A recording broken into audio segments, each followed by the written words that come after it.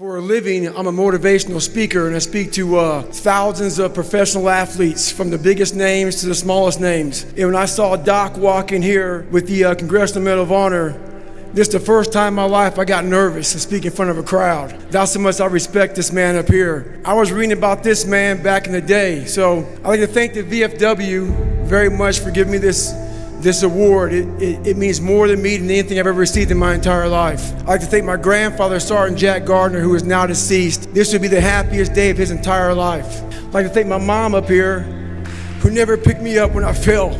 She taught me how to get up when I was knocked down. I'd like to thank my uncle for always being there for me. And I thank all of you out here who fought in these wars. You have no idea how big of a deal this is to me. I was not always this strong guy you see. I went through a lot of hard times in my life to get here today. A story I'll tell you with real quick. I tried once to get in the Air Force to be an Air Force pararescueman, and I quit for fear of the water. I was 175 pounds. I left the Air Force 4 years later at 300 pounds. I went from 175 to 300 pounds. There's a long story in there on how that came to be. But I sat around and read a book on the Medal of Honor. And those guys, all I wanted to be was an uncommon man. In my whole life, I was not that, much worse than that. But I read stories about men like you, Doc, who had the courage to jump on grenades and stuff like that. So I came home one day from working at a job called Ecolab, where I sprayed for cockroaches. Made $1,000 a month, weighing 300 pounds. And I got home and I watched a show on Discovery Channel of guys carrying boats and logs, Navy SEAL training. And I decided to make a change in my life.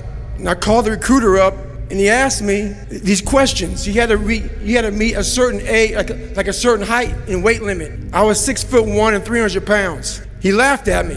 7 other recruiters laughed at me. One recruiter finally said, "Come on in, I'm too busy to talk to you on the phone." He didn't know how much I weighed.